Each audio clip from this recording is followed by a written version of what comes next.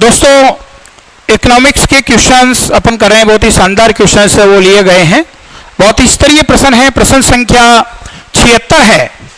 यदि साधन लागत पर सकल घरेलू उत्पाद यानी हमारे को दिया है जीडीपी एफसी दिया अपन को 5000। एनएफआईए विदेशों से प्राप्त शुद्ध साधन आय एनएफआईए हमारे को दिया है 1000 करोड़, ठीक है। इनडायरेक्ट टैक्स आईटी हमारे को दिया 300। सब्सिडी हमारे को दी है 100 और डेप्रीशिएशन हमारे को दिया 150। और फिर हमारे से पूछ रहा है कि बाजार मूल्यों पे जीएनपी एट मार्केट प्राइस, ये हमारे को पूछा है। तो सबसे पहली बात तो आपको ध्यान रखना, आपको डोमेस्टिक वैल्यू दे रखा है और नेशनल वैल्यू पूछ रहा है। तो मैंने आपको पढ़ा रखा कि अगर डोमेस्टिक दिया हुआ नेशनल पूछता है तो एनएफआईए प्लस होता है, ठीक है। तो एनएफआईए प्लस हो गया तो ये क्या हो गया, ये हो गया जीएनपी पर हुआ किस पे, फैक्टर कॉस्ट पे। तो 5000 प्लस 1000 बराबर कितना हो गया, 6000। पर बेटा जी हमारे को जीएनपी किस पे चाहिए, मार्केट प्राइस पे। और आपको मैंने पढ़ा रखा है कि मार्केट प्राइस निकालना हो तो फैक्टर कॉस्ट में इनडायरेक्ट टैक्स तो जुड़ता है और सब्सिडी लेस होती है। इनडायरेक्ट टैक्स जुड़ता है और सब्सिडी लेस होती है। तो पहले तो डोमेस्टिक में एनएफआईए जोड़ा, कितना हो गया 6000 में इनडायरेक्ट टैक्स जोड़ा 6300 और इसमें से सब्सिडी घटा दी 100, तो इसका उत्तर आएगा वो आएगा 6200। हमारे यह उत्तर दिया बेटा सी। तो देखिए कितना अच्छा और कितना शानदार क्वेश्चन है वो दिया गया है, न्यूमेरिकल दिया गया है।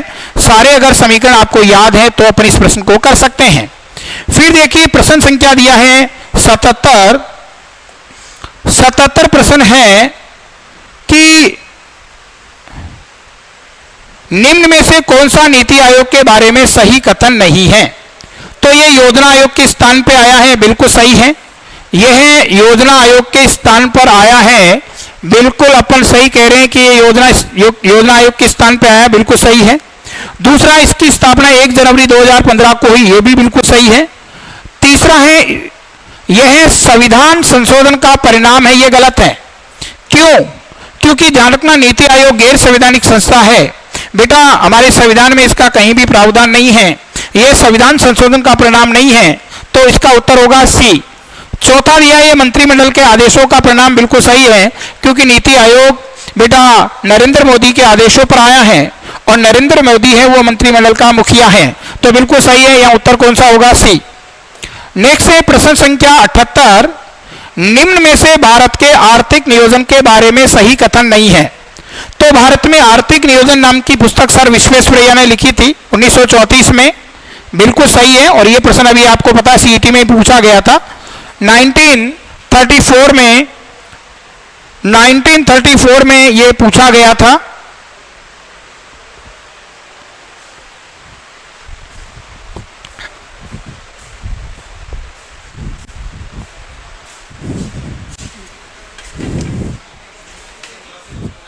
प्रश्न चले गए कहीं,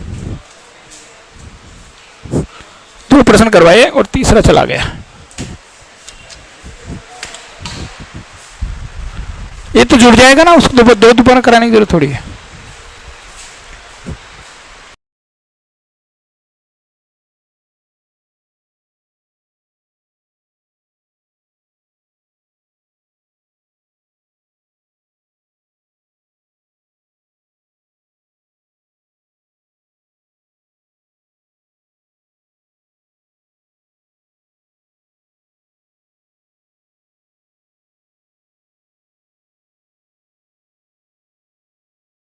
पेन लेने के लिए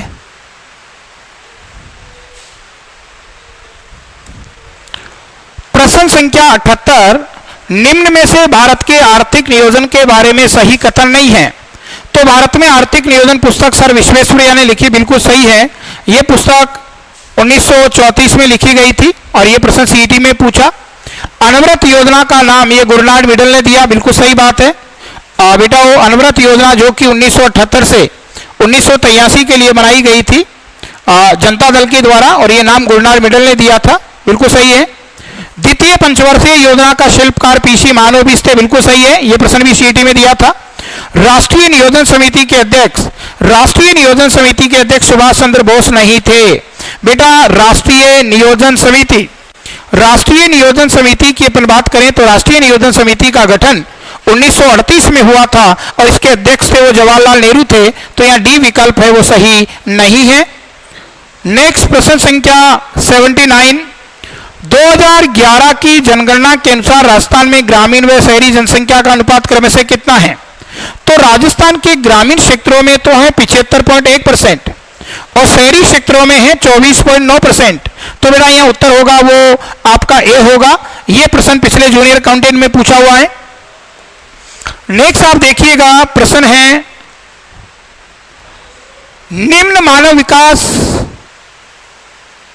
निम्न विकास कार्यक्रमों को सुमेलित कीजिए। विकास कार्यक्रम दिए हैं कि कौन सा विकास कार्यक्रम कब शुरू हुआ था? तो स्वर्ण जयंती शहरी रोजगार योजना बेटा 1 दिसंबर 1997 को प्रारंभ हुई थी। राष्ट्रीय खाद्य सुरक्षा योजना, ये डेट पिछले जूनियर अकाउंटेंट में पूछी हुई है। राष्ट्रीय खाद्य सुरक्षा योजना 2 अक्टूबर 2013 को प्रारंभ हुई थी। यह प्रश्न पिछले जूनियर अकाउंटेंट में पूछा हुआ 13 वाले में। ट्राइसम कार्यक्रम 15 अगस्त 1979 को प्रारंभ हुआ था और नरेगा है वो 2 फरवरी 2006 को प्रारंभ हुआ था। तो बेटा ए में तो क्या आएगा? ए में आएगा 3, बी में आएगा 2, सी में आएगा 4 और डी में आएगा 1। तो 32-41 देखो, ये रहा 32-41, उत्तर कौन सा आएगा बेटा? ए। नेक्स्ट प्रश्न संख्या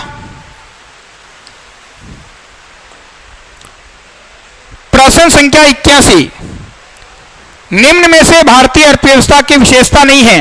कृषि पर अत्यधिक निर्भरता बिल्कुल है। मिश्रित अर्थव्यवस्था भारत में है। पूंजी निर्माण की धीमी दर भारत में है। अनियोजित अर्थव्यवस्था, ये भारतीय अर्थव्यवस्था की विशेषता नहीं है क्योंकि भारत में अनियोजित नहीं है, भारत में तो नियोजित अर्थव्यवस्था है। नियोजित अर्थव्यवस्था का मतलब पंचवर्षीय योजनाओं पर आधारित अर्थव्यवस्था है। 12 पंचवर्षीय योजना पूरी हो गई, अभी भारत में नियोजन चल रहा है, तो भारत में नियोजित अर्थव्यवस्था, उत्तर होगा बेटा वो डी। नेक्स्ट प्रश्न संख्या 82, भारत में कृषि सुधार हेतु चलाई गई योजनाओं को सही सुमेलित कीजिए। यानी कौन सी योजना कब प्रारंभ की है? तो मृदा स्वास्थ्य कार्ड योजना, आपको पता है मृदा स्वास्थ्य कार्ड योजना 19 फरवरी 2015 को सूरतगढ़ गंगानगर से प्रारंभ की गई है, तो सही सुमेलित है। प्रधानमंत्री फसल बीमा योजना है, ये तो 13 जनवरी 2016 को घोषित की गई है। किसान कॉल सेंटर सेवा बेटा 2004 में प्रारंभ की गई है और नाबार्ड की स्थापना 1982 में हुई थी, बिल्कुल सही है। तो यहां हो जाएगा ए में तो 1 हो जाएगा, बी में 3 हो जाएगा, सी में 2 हो जाएगा और डी में 4 हो जाएगा। तो 13-24 देखें 13-24 तो अपना होगा 13-24, उत्तर होगा सी।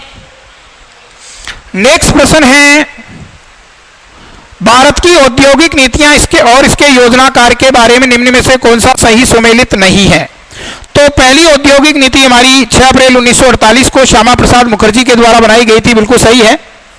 दूसरी औद्योगिक नीति 1956 में जवाहरलाल नेहरू के द्वारा बनाई गई थी, बिल्कुल सही है।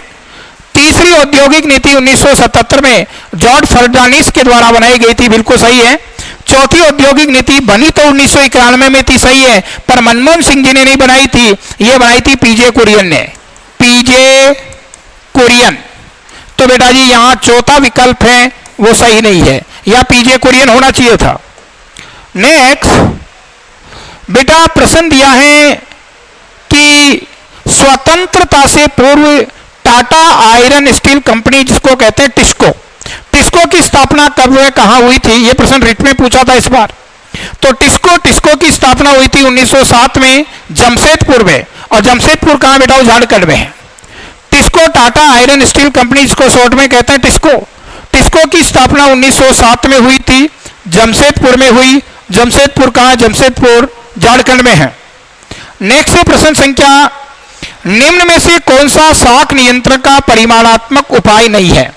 देखो, साख नियंत्रण के दो प्रकार के उपाय मैंने आपको पढ़ाए, एक मात्रात्मक होते हैं, दूसरा गुणात्मक होते हैं। मात्रात्मक को परिमाणात्मक कहते हैं। परिमाणात्मक में 6 पढ़ाया मैंने, CRR, SLR, BR, RR, RRR, OMO। तो देखो, नकद कोषानुपात CRR होता है तो है, तरल वैधानिक कोषानुपात SLR होता है, खुले बाजार की क्रियाएं OMO होता है, प्रत्यक्ष कार्रवाई है। ये प्रत्यक्ष कार्रवाई बेटाओ परिमाणात्मक नहीं होता है, बल्कि ये गुणात्मक उपाय होता है, क्योंकि गुणात्मक में 4 मैंने आपको पढ़ाए हैं, मार्जिन परिवर्तन, साख की राशनिंग, नैतिक दबाव और प्रत्यक्ष कार्रवाई। नेक्स्ट, प्रश्न संख्या 86। प्रश्न संख्या 86 है, निम्न में से कौन सा राजकोषीय नीति का उद्देश्य नहीं है? तो राजकोषीय नीति का उद्देश्य साख पर नियंत्रण रखना राजकोषीय नीति का उद्देश्य होता है। मूल्यों में स्थिरता रखना राजकोषीय नीति का उद्देश्य होता है। राजकोषीय घाटे को कम करना इसका उद्देश्य होता है। जनसंख्या पे नियंत्रण रखना राजकोषीय नीति का उद्देश्य नहीं होता है, क्योंकि जनसंख्या पे नियंत्रण रखना तो बेटा जनसंख्या नीति का उद्देश्य होता है। किस नीति का? जनसंख्या नीति का। अगली चीज, निम्न में से कौन सा राजकोषीय नीति का भाग है? तो राजकोषीय नीति मैंने आपको बताया 3 चीजें आती है, सार्वजनिक आय, सार्वजनिक व्यय और सार्वजनिक ऋण। ये मिलकर के एक देश की फिस्कल पॉलिसी बनती है। तो रेपो रेट और बैंक दर, ये तो बेटा मौद्रिक नीति है। सार्वजनिक आय और सार्वजनिक ऋण बिल्कुल सही है, क्योंकि इसमें सार्वजनिक आय आती है, सार्वजनिक व्यय आता है, सार्वजनिक ऋण आता है। नकद कोषानुपात और वैधानिक कोषानुपात, ये भी आपकी मौद्रिक नीति है। चौथा दिया इसमें खुले बाजार की क्रियाएं और प्रत्यक्ष कार्रवाई।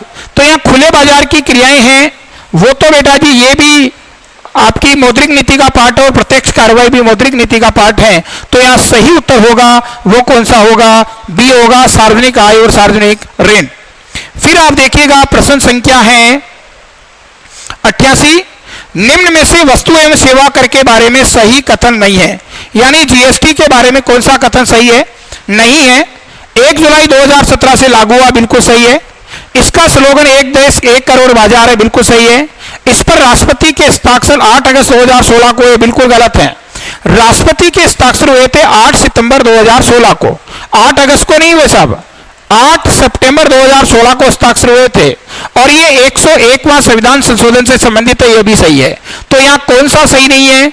यहाँ सी विकल्प है वो सही नहीं है। नेक्स्ट, प्रश्न संख्या 89। बेटा प्रश्न दिया है 2021-22 में राजस्थान की प्रति व्यक्ति आय स्थिर मूल्यों पर कितनी रही है? तो राजस्थान की प्रति व्यक्ति आय 80,545 रही है, 80,545 रही है। सही उत्तर होगा यहाँ ए। प्रश्न संख्या 90, निम्न में से कौन सा मांग प्रेरित मुद्रास्फीति का कारण नहीं है? तो बेटा मांग प्रेरित मुद्रास्फीति, मुद्रा का प्रसार होना मांग प्रेरित मुद्रास्फीति का कारण होता है। ब्याज दरों का कम होना मांग प्रेरित मुद्रास्फीति का कारण है। सार्वजनिक व्यय में वृद्धि होना मांग प्रेरित मुद्रास्फीति का कारण है। इनपुट का मूल्य बढ़ना यह तो बेटा लागत प्रेरित मुद्रास्फीति का कारण होता है, लागत प्रेरित। तो उत्तर कौन सा होगा यहाँ? डी। नेक्स्ट है प्रश्न संख्या 91 में, भारत में मुद्रास्फीति के बारे में सही कथन नहीं है। थोक मूल्य सूचकांक का आधार वर्ष 2011-12 बिल्कुल सही है, भारत में 11-12 है, राजस्थान में 1999-2000 है। कर्मचारियों का महंगाई भत्ता उपभोक्ता मूल्य सूचकांक से तय होता है, बिल्कुल सही है, सीपीआई से तय होता है। फिर है औद्योगिक श्रमिकों के लिए उपभोक्ता मूल्य सूचकांक श्रम ब्यूरो शिमला जारी करता है, बिल्कुल सही बात है। थोक मूल्य सूचकांक पर मुद्रास्फीति 676 नहीं 697 वस्तुओं पे निकाली जाती है। तो यहाँ डी विकल्प है वो सही नहीं है, क्योंकि वस्तुओं की संख्या भारत में 697 है और राजस्थान में 154 है। नेक्स्ट है प्रश्न संख्या 92, भारत में फेरा के स्थान पे फेमा अधिनियम किस वर्ष लागू किया गया? तो बेटा फेरा, आपको पता फेरा एक्ट है, ये लाया था 1973 में, फॉरेन एक्सचेंज रेगुलेटरी एक्ट। अब इसकी जगह, फेरा की जगह 1999 में फेरा लाया गया और लागू हुआ जून 2000 में, जून 2000 में लागू हुआ। तो हमारे से लागू पूछा है, तो फेरा की जगह फेमा लागू हुआ था, वो जून 2000 में लागू हुआ था, उत्तर होगा बी। फेमा क्या है? फेरा है foreign exchange regulatory act, FEMA है फॉरेन एक्सचेंज मैनेजमेंट एक्ट, तो उत्तर होगा इसका बी। नेक्स्ट है प्रश्न संख्या 93, आयात निर्यात नीति 2023 के बारे में निम्न में से कौन सा कथन सही? बिल्कुल रिसेंट प्रश्न है ये। इसकी घोषणा 31 मार्च 2023 को, ये बिल्कुल सही बात है। इसकी घोषणा पीयूष गोयल ने की है, बिल्कुल सही बात है। इसका उद्देश्य भारत के निर्यातों को 2 ट्रिलियन अमेरिकन डॉलर तक ले जाना है, सही बात है। इसमें फरीदाबाद, कानपुर, वाराणसी और गुड़गांव को उत्कृष्टता शहर घोषित किया, गलत है। फरीदाबाद, वाराणसी, मिर्जापुर, तो देखिए इसमें कानपुर और गुड़गांव नहीं है, फरीदाबाद है, वाराणसी है, मिर्जापुर है। इनको उत्कृष्टता शहरों की, उत्कृष्ट शहरों की श्रेणी में किया है, तो कानपुर नहीं है इसमें, और इसमें गुड़गांव नहीं है। फरीदाबाद, वाराणसी, मिर्जापुर, इनको आपके उत्कृष्ट शहरों में घोषित किया है। तो यहां बेटा गुड़गांव है, वो इसका पार्ट नहीं है, तो ये डी विकल्प इसमें सही नहीं है। नेक्स्ट आप देखें, निम्न में से कौन सा कथन सही नहीं है? भारत में व्यापार संतुलन की प्रतिकूलता है, सही बात है, घाटे की स्थिति है। वित्त वर्ष 1972-73 में व्यापार संतुलन अनुकूल रहा था, बिल्कुल सही बात है। केवल 2 वर्ष ही व्यापार संतुलन अनुकूल रहा था, 1972-73 और 1976-77, 2 वर्षों में अनुकूल रहा है, सही है। व्यापार संतुलन में वस्तुओं और सेवाओं के व्यापार को, गलत बात है। व्यापार संतुलन में केवल वस्तुओं के व्यापार को सम्मिलित करते हैं, सेवाओं के व्यापार को नहीं, तो यह सी सही नहीं है। भारत का व्यापार संतुलन अमेरिका के साथ सर्वाधिक अनुकूल है, बिल्कुल सही बात है। तो यहां बेटा कौन सा उत्तर हो जाएगा? सी। नेक्स्ट, भारत में बहुराष्ट्रीय कंपनियों पर किसका नियंत्रण होता है? यह भी पिछले जूनियर अकाउंटेंट में पूछा हुआ है। तो बहुराष्ट्रीय कंपनियों पे विदेशी कंपनी मामलात विभाग का नियंत्रण होता है, जूनियर अकाउंटेंट में पूछा हुआ प्रश्न है। फिर है प्रश्न संख्या 96, नवरत्न व महारत्न कंपनियों का संबंध किससे होता है? तो नवरत्न और महारत्न कंपनियों का संबंध केवल सार्वजनिक क्षेत्र की कंपनियों से होता है बेटा, क्योंकि नवरत्न, मिनीरत्न और महारत्न का दर्जा है केवल सार्वजनिक क्षेत्र की कंपनियों को ही दिया जाता है, उत्तर होगा बी। नेक्स्ट, निम्न में से राजस्थान के पर्यटन के बारे में सही नहीं है। तो राजस्थान का वर्तमान पर्यटन नीति जून 2015 की है, वर्तमान इको टूरिज्म पॉलिसी जुलाई 2021 की है। पहले नीचे से चलते हैं। पेंगेस्ट योजना 1991 में प्रारंभ की थी, सही बात है। पर्यटकों को घर जैसा वातावरण उपलब्ध करवाने के लिए पेंगेस्ट योजना प्रारंभ हुई थी 1991 में। वर्तमान ग्रामीण पर्यटन नीति दिसंबर 2022, 5 दिसंबर 2022 की, बिल्कुल सही बात है। यह प्रश्न अभी 3rd ग्रेड टीचर्स में आया था फरवरी में। फिर वर्तमान इको टूरिज्म नीति जुलाई 2021 की है, यह 2nd ग्रेड टीचर्स में दिया था अभी। वर्तमान पर्यटन नीति जून 2015 की, गलत। वर्तमान पर्यटन नीति 9 सितंबर 2020 की है, 9 सितंबर 2020 की है। तो बेटा जी ये इसमें गलत दे रखा है, उत्तर कौन सा होगा इसका? ए। प्रश्न संख्या 98, राजस्थान में आयोजित होने वाले पर्यटन महोत्सव का सही मिलान कीजिए। तो मत्स्य उत्सव अलवर में होता, सही है। मरु महोत्सव जैसलमेर में होता है। थार महोत्सव बाड़मेर में होता है। मारवाड़ उत्सव जोधपुर में होता है। तो उत्तर क्या आ गया? 1, 3, 2, 4, तो 13 24 ये रहा बी में। फिर प्रश्न संख्या 99, 2011 की जनगणना के अनुसार भारत में शहरी और ग्रामीण क्षेत्रों का लिंगानुपात कितना रहा है? तो बेटा भारत का देखो कुल लिंगानुपात तो रहा 943। इसमें अगर गांव और शहरों का अलग अलग पूछे तो गांवों का ज्यादा है, गांवों का 949 प्रति हजार और शहरों का है 929 प्रति हजार। तो उत्तर कौन सा होगा इसमें? उत्तर होगा बेटा ए। लास्ट प्रश्न है प्रश्न संख्या 100। यह है 2015-16 की कृषि गणना के अनुसार राजस्थान में जोतों का औसत आकार कितना है?